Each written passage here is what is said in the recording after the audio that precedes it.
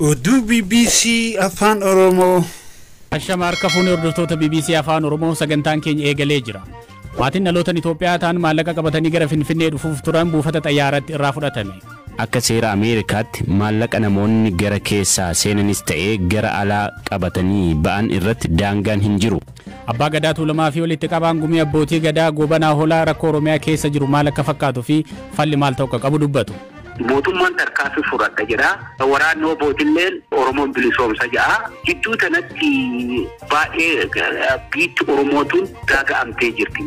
UN naannoo Tigraay waraanaan mancaatee deebisee ijaaruuf carraan kondominiyeemii dheengadda ba'ee haqamuu kan jedhu dabalatee oduuwwan gaggabaaboos qabnaa hiikaa fi qisaasiniif dhiyeessaa nu waliin tura.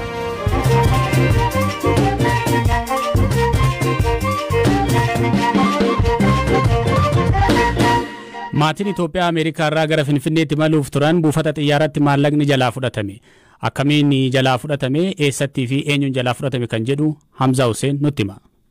Dhaabbati eegumsa daangaa fi gumruukaa biyyattii akka ibsetti miseensi maatii kunneen dilbata darbee adoolessa 10 bara 2022 maallaqa hamma harkaa qaban waan hin ibsineef $27,330 ta'uu dhabaniiru. Maatiin miseensa 5 qabu kun xiyyaara daandii qilleensaa Itoophiyaan gara Finfinnee imaluuf buufata xiyyaaraa idil addunyaa Dallas Washington seenanii ture ka qabaman. Maatiin kun akkuma buufata xiyyaaraa kana ga'aniin hamma doolaara harkaa qabanii akka ibsaniif gaafatamanii turan. Dhalataan Itoophiyaa lammii Ameerikaa ta'an abbaan maatii kana doolaara 8,000 harkaa qabaachuu qofa ibsanii turan. Akka seera Ameerikaatti maallaqa namoonni gara keessaa seenanis ta'ee gara alaa qabatanii ba'an irratti daangaan hin jiru. Haa ta'u malee namni tokko doolaara 10,000 caalaa yookiin maallaqa kanatti shallagamu yoo harkaa qabaate unka dhimma kanaaf qophaa'e irratti guutuun abbaa taayitaa gumruukaa Ameerikaa beeksisuu qaba. Dhaabbati eegumsa daangaa fi gumruukaa abbaan maatii kanaa jalqaba doolaara 8,000 qofa akka ibsan ibse booda ammoo ilma isaanii hangafaa harkatti doolaarri 8,000 biraan argame jedhe. Dhaabbatichi haala kana shakkuun wayita shaanxaa maatii kanaa sakatta'u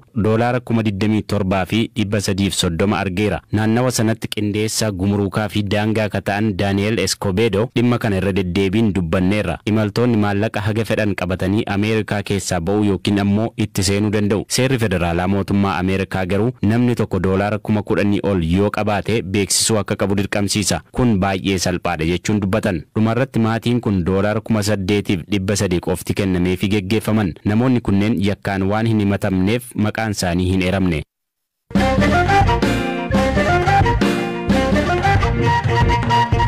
UN naannoo Tigraay waraanaan mancaatee deebisee ijaaruuf dhaabbanni biyyoota gamtoomanii UN naannoo Tigraay sababa waraanatiin manca'ee deebisee ijaaruuf akka jiru mootummaan Itoophiyaa beeksisee jira. Yeroo gareen TPLF naannoo Tigraay bulchaa jiru kanatti sagantaan deebisanii ijaaruu kun akkamitti fi eenyuun hojiirra oola kan jedhu Hirbaa Gammachuu dabalata qaba. Waajjirri tajaajilawwan piroojeektii UN misoomawwan bu'uuraa naannichaa waraanaan manca'an deebisee ijaarama. Ministeerri maallaqaa Itoophiyaa ibsa kibxata baaseen waajjira dhaabbata mootummoota gamtoomanii wajjiniin waliigaltee mallatteessuu ibseera. Waliigaltichi qaama sagantaa biyyaalessaa naannolee waraanaan miidhaman deebisanii ijaaruu akka ta'ee fi deeggarsa maallaqaa baankii addunyaa irraa argameen kan raawwatamu ta'us himeera. Piroojeektiiwwan misoomawwan bu'uuraa manca'anii deebisanii ijaaruu kan hojjetu waajjira UN yoo ta'u mootummaan Itoophiyaas caasaa isaatiin hojii kana raawwachuu hanga danda'utti jedha. Ibsichi naannoon Tigraay irra caalaan to'annoo finciltoota Tigraay jala jira. Sagantaa deebisanii ijaaruu kanaan bu'uuraalee misoomaa manca'an deebisanii ijaaruun alattis haleellaawwan saalquunnamtiitiin namoota miidhaman deebisanii dandamachiisuufis sagantaan kan jiru yoo ta'u kan ammoo qaama sadaffaa biraatu raawwataa jedhame. Ministeerri maallaqaa Itoophiyaa kunis hanga haalli Tigraay keessa jiru fooyya'ee mootummaan ofii isaatiin hojiilee kana raawwachuu danda'utti akka ta'es eerameera. Dubbi himaan TPLF obbo Geetaachoo Raddaa dhimmicha irratti yaada karaa marsaalee hawaasaa kennaniin mootummaan Tigraay baankii addunyaa wajjiniin hariiroo akka hin qabnee fi dhimma UN naannicha deebisee ijaaruus akka quba hin qabne himaniiru. Eebila darbe mootummaan Itoophiyaa fi TPLF dhukaasa dhaabuudhaaf waliigaluu isaanii hordofee baankiin addunyaa dhaabbata idil addunyaa deeggarsa maallaqaa Itoophiyaaf kenne kan jalqabaate. Erga eebila darbeetii waraanni bakkeewwan hedduutti dhaabbatee mootummaan Itoophiyaas gargaarsi namoomaa akka Tigraay seenu ayyameera. Haa ta'u malee ammallee Tigraay keessa tajaajilawwan bu'uuraa kanneen akka kominikeeshinii, baankii fi ibsaa hojiin eegalle. United Nation namoonni 100,000 lakkaaman beelaaf saaxilamuu malu jechuun akeekkachiisaa ture. Waraana baatilee 20f itti fufe karaa nagaa xumura akka argatu yaaliin godhamaa kan jiru yoo ta'u mootummaan Itoophiyaa koree marii TPLF wajjiniin marii godhamu irratti bakka isaa bu'u miseensota 7 qabu ifa gochuunsaa ni yaadatama.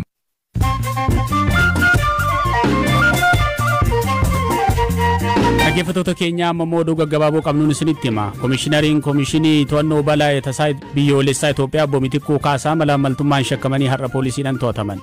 Poolisiin federaalaa akka jedhetti Obbo Mitikuun kan to'ataman dhaabbata miti mootummaa biyya keessaa Elshadaay jedhamu waliin ta'uun malaamaltummaa raawwataniiru jedhamuun shakkamaniiti. Carraan kondominiyeemii magaalaa Finfinneetti tibbana bahee ture haqameera. Namoonni carraa keessa galuu qaban 79 ta'uu osoo jiru namoonni 172 ta'an waliin dha'uudhaan akka carraa keessa galan taasifamuu isaatiin guutummaatti haqamuuf sababa ta'eera jedhan kantiibaa magaalaa Finfinnee Aadde Adaanach Abeebee. Kana hordofuun aangawoonni fi hojjettoonni biiroo saayinsii fi teekinooloojii akkasumas biiroo manneenii magaalichaa yakka waliin dha'uu kanaan shakkaman 10 to'annoo jala oolfamaniiru. Pirezidaantiin US Biden biyyoota baha giddugaleessatti daawwannaa biyyoota baha giddugaleessatti taasisan magaalaa guddoo Israa'el irraa eegalanii jiru. Waraana Yuukireenii fi Raashiyaa erga eegalee as xiyyeeffannoon Baayidenii fi bulchiinsa isaanii waraana kana dabalatee waa'ee Chaayinaa fi filannoo walakkeessa waggaa bara kanaa gaggeeffamu irratti fuullefatee ture. Kumbaaniyaan miidiyaa hawaasaa guddichi Twitter waliigaltee gurgurtaa Elon Musk waliin taasisee hojiirra akka ooluuf mana murtiitti iyyate. Dureessi addunyaa irratti tokkoffaa kun doolaara biiliyoona 44 Twitter bituuf waliigalee ture. Torbee darbe garuu yaada koo jijjiirara jechuun waliigalticha diiguu isaa dubbate. Kana hordofuun kumbaaniyaan Twitter waliigaltichi akka hojiirra ooluuf dhimmicha gara mana murtiitti geessee jira.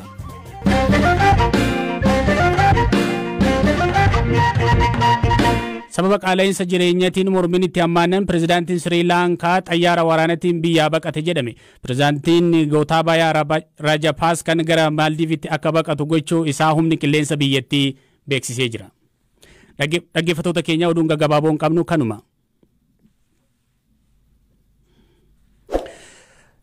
Lammiileen Kanaadaa tajaajila bilbilaa fi intarneetii dhiifama dhaggeeffattoota keenya nuuf galchaa abbaan gadaa Tuulamaa fi walitti qabaan gumii abbootii gadaa Goobanaa Hoola rakkoo Oromiyaa keessa jiru karaa nagaan hin furamne taanan biyyattii dhafuu yaaddoo guddaadha jedhan. Walitti bu'iinsa humnoota mootummaa fi waraana bilisummaa Oromoo gidduutti gaggeeffamaa jiruun uummanni nagaan gatii hin malle kanfalaa jira kan jedhan. Abbaan gadaa kun maatii olaanaa wajjin turtii taasisaniin. Haala amma biyyi keessa jirtuun wal qabatee keessumaa naannoo Oromiyaatti rakkooleen nageenyaa hammaachaa jiru, namni bakka hedduutti du'aa jira. Waan kana isin akka abbaa gadaatti akkamitti ilaaltanii furmaanni isaa hoo maal ta'uu qaba isin? Akkuma beekamu biyyi tuni garaafamuu turte ooltee bultee jirti. Amma asxoota darban keessalleen Haile Sillaasee irraa kaasee Dargi irraa kaasee darbee warratee Ihaadig irraa kaasee mootummaa amma keessa jiru kanaan biyyi tuni akka raafamaa jirtu beekamaadha. Kana addunyaan illee hin beeka. Hawaasni Oromoo illee hawaasni Itoophiyaa illee hin beeka. Keessumattuu immoo rakkinni kun ka hammaate immoo rakkinni nageenyaa kun guyyaa guyyaan namni du'u guyyaa guyyaan qabeenyi gubatu manca'uu waggaa sadeen kana Oromoo keessatti baay'ee hammaatee jira. Haalli amma Oromiyaan itti jirtu yoo akkanumaan itti fufu taate baay'ee rakkisaadha. Baay'ee biyya tana hin gaaga'a. Mootummaan olaantummaa seeraa kabachiisuu jedhee tarkaanfii fudhataa jira. Gareen immoo keessattuu immoo woboon dallanee eegaa hoora seenee oolee bulee jira. Mootummaan tarkaanfii fudhata jira. Waraanni wobootilleen Oromoon bilisoomsa ja'a. Jidduu kanatti baay'ee biyyi Oromootuun gaaga'amtee jirti. Miidhamtee jirti. Baay'ee miidhamtee jirti. Guyyaa guyyaan wanni Oromoo irratti raawwatamu guyyaa guyyaan wanti sabaa sablammii kaleessa Oromoo keessa oolee bulu irratti raawwatamu baay'ee kan nama yaachisu kan yeroo namaan kennu. Maal gochuu qabu jettu isin qaamoleen kun lamaan? Qaamni kun namni nama ta'ee lubbu qabeeyyiirraa adda kan ta'u waan yaaduuf, waan hojjetuuf, waan dubbatuuf, waan walii galuuf.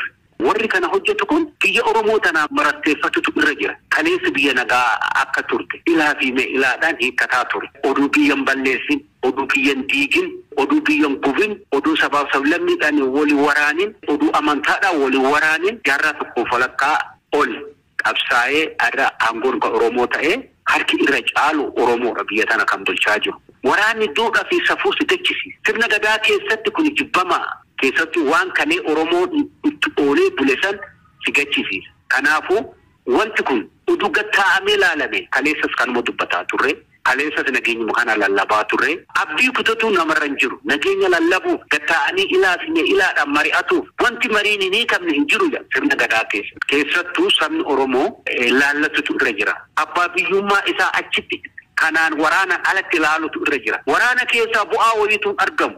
Yaadutu nurra jira, beekutu nurra jira. Kanaafuu wanti kun oduu gattaa'amee ilaalame qaamni lachuu qaamni mootummaatis qaamni immoo dallanii hoora jirus oduu laallate wanna kana waraana keessaa bu'aa wayiitu argamu jechuu barbaade. Hidhattoonni TPLF as dhiyaatan sana innaa duula deeman masaraa mootummaa deemtanii eebbistanii turtanii jedhan. Eebba abbaa gadaatiin ba'anii.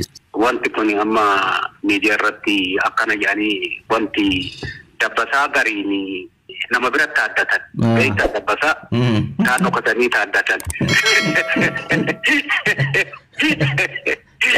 Miidiyaatti gara akkasi. Godina Booranaa naannawa magaalaa Yaabeellootti kan argamu Tulluu Goot Garbii jedhamu irratti namoonni hedduu walga'anii osoo kadhatanii fi faarfatanii kan agarsiisu viidiyoon isaanii miidiyaa hawaasummaa irratti mul'achuu ergee galee bubbuleera. Tulluu kana irratti gumii kana walitti qabu Daawaa Shibbiruu sagantichi yoom akka eegalee fi maaliif akka tulluu kana gubbaatti waaqeffatan akkana jechuun BBCtti hima. Hanga waggaa sadii waa kadhachuu qabnaa gara kanan baanee kadhachuu qabnaa jennee waliin qabanne. Nu kadhannee buunaa jennee karoorfanne Waaqayyo ammoo iyyoo an hojii asii qabaanu hin jedhu. Ati tajaajila nama hojii qabda? An tajaajila hojii mootummaa asin hojjedha. Waajjira kam hojjetta? Waajjira bishaanii hojjedha. Achuma magaalaa Yaabeelloo jechuun? Magaaluma Yaabeelloo. Torbanitti si'a meeqa achirratti gaggeessitu? Roobii fi jimaatiin jiru guyyaan kan cufin jira jechuudha. Biiroo wajjin akkamitti achitti tajaajiluu dandeessa hojii mootummaa waliin? Tajaajiltooti waliin tajaajilus jiran. Tajaajilli kan jalqaba immoo sa'aatii 9:00 qabee hanga sa'aatii 12:00 tajaajilli tura. Yeroo kadhannaa irratti fedha qabee akkasiin gumiif kadhadhaa jechuudha. Namoonni kun fakkeenyaaf amma daa'ima fa'aa baatanii rooba keessa taa'an aduu keessa taa'an mul'atu. Magaalaa keessatti iddoo barbaaddanii achitti waaqeffachuu hin dandeessamu. Ammoo akka Waaqayyoo daayyaa inni kennetti inni guddaan tokkini akka beektaa wal akka jiddu gala kadhannaa like prayer center waan akkasii namni dhufee itti kadhatu itti foorfaatu itti booqatu iddoo akkasii godhuuf. Kan mootummaati moo kan nama dhuunfaati moo kan uummataati iddoon kun? Waan dhuunfaa hin ta'in iddoon sun iddoo gaaraati. Naannoon sun gamee tokko gama aadaati dhibaayyuu fudhatanii jira. Fula aadaa dhibaayyuu godhanitti aadaa geggeessuu jira. Mormiin isin irratti hin kaane achirraa gara uummataati. Wanni kun fula aadaalleeti aadaaf amantii waan jedhaa gisee karaallee nu kaasanii jirani. Naammaaf ammoo ismuuzlii kadhachuu jirra. Garuu site selection am iddoon sun naannoo sunitti iddoo wayiifaa yoo argamellee yaadjedhullee mataa keessaa hin qabna. Mootummaa gaafattaniirtu karoora kana dhiyeessitanii? Already karooricha yaada qabanne jirra. Direct amma guumee orootiin kennin qaama tokko akka dhuunfaatti gaafannee jirra. Maaltu ta'a iddoo sanatti fakkeenyaaf? Tokkoffaan kadhannaadha. Inni lammaffaan dammoo yeroo wangeelitti lallabanuudha. Akkasumas dammoo dhibamaafis yeroo bilis ba'isaa Waaqayyoon kadhatamaafi yeroo rakkataan jiru ammoo rakkataas ni gargaara. Mootummaan akka iddoo sanatti si waaqeffattanii beekaa? Yaa hin beekan. Maal isiniin jedhan? Ammaatti wanti kana jedhanii jiru anyhow qaamni mootummaan baay'een isaanis dhufanii waaqeffatu ni kadhatu.